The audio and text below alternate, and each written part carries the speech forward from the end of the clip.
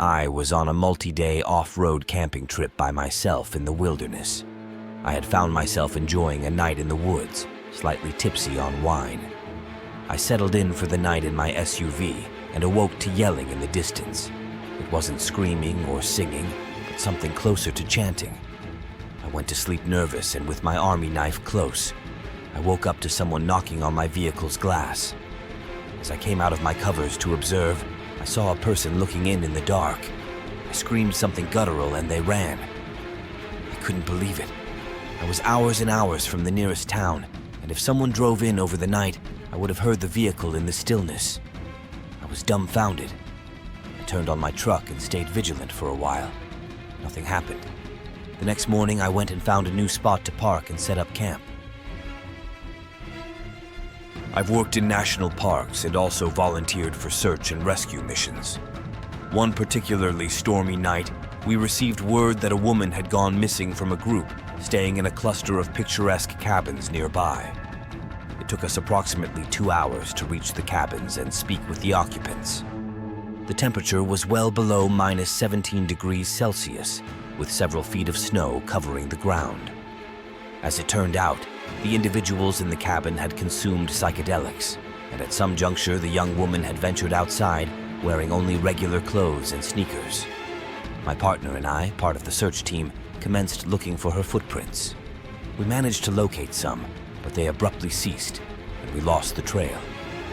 After precisely 3 hours and 41 minutes, we discovered her discarded clothing. Shortly thereafter, we found her body. She was completely naked, even without her shoes, which were found nearby. Sitting against a tree, she was motionless. We hurried to her side, but it was evident she had already passed away. The following nights were difficult, haunted by nightmares. I was descending from a mesa alone at night, and I couldn't shake off the feeling that someone or something was watching me. My headlamp was running low on batteries, so I had it on red mode to conserve power and preserve my night vision. Despite this, the sense of being watched persisted, intensifying with each occurrence. Frustrated and unnerved, I decided to confront whatever it was, so I switched my headlamp to spot mode, illuminating the area with a bright white light. In that instant, I caught sight of a swift, shadowy figure darting behind some bushes about 25 yards away from me. It moved low, fast, and with eerie smoothness. Feeling increasingly uneasy, I reached out to a friend and maintained conversation as I continued my descent, informing them of my location and the possibility of not making it back within the hour. The hike stretched about 5 miles, and my light flickered and dimmed as I neared the end. It eventually died after I descended from the mesa, leaving me to traverse the final miles through fields in complete darkness.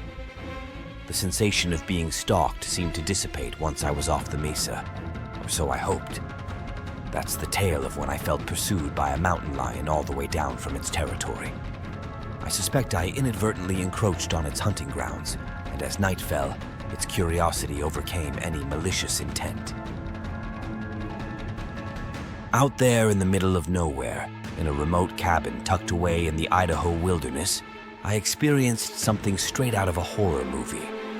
It was a few years back, and my buddy and I were crashing at my dad's small cabin on a piece of land far from civilization. The closest town was a good 50 miles away, and the only road nearby was nothing more than an old logging trail a couple of miles off. We were both in our 30s, but that didn't stop us from feeling like scared kids that night.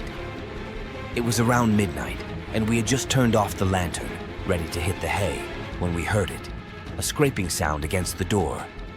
We looked at each other, wide-eyed, exchanging nervous whispers of, "Did you hear that?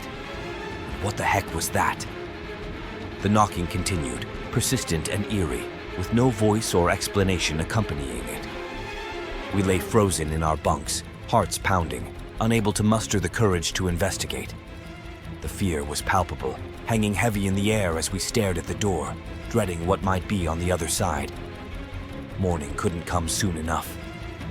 With the first light, we cautiously ventured outside, bracing ourselves for what we might find. But there was nothing. No tracks, No signs of anyone or anything having been there. It was as if the whole thing had never happened. To this day, the memory sends chills down my spine. It's a reminder of the vast unknown that surrounds us, even in the most remote corners of the wilderness. I was on my wife's family's ranch, which is about 1,000 acres. I was scouting deer as it was deer season. I had my rifle slung on my back as I was walking through the woods. As I walk out of the woods onto one of our 2 dirt roads into the property, I saw 2 strangers sitting on the back bed of their white pickup truck. They had rifles in their hands. I approached them with a friendly wave. As I approached them, I kept my rifle slung on my back so to not threaten them.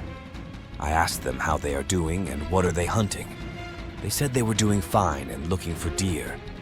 I then noticed 6 or 7 beer cans on the ground. They asked me the same thing, and I told them that I was good and scouting deer as well. Here comes the hard part. I asked them how they got onto the property. They began to mumble and asked me the same question. I politely told them that my wife's family owns the property. I then told them that they should leave. I told them to have a great day and started walking backwards. After about 20 yards, I turn around and start walking very briskly. I heard one shot in my direction. I hit the ground behind a bush and another shot rings out. I hear that whiz. I immediately position myself to fire on them. I see one guy packing up his gun into the back bed of the truck. I take aim at his right leg and fire. I get up and start running into the woods. I hear screaming. After 20 minutes, I get back to my Tahoe and call the game warden and local sheriff. They came out after about 30 minutes, and these poachers were gone. I told them all the details and descriptions and said, I think I shot one in the leg. Next day, I got a call from the sheriff saying they had a guy in the local ER with a gunshot wound to the leg. He sent me a pic via text. It was the guy I shot. He survived and got 4 years in prison because this was his first felony. They never found the other guy.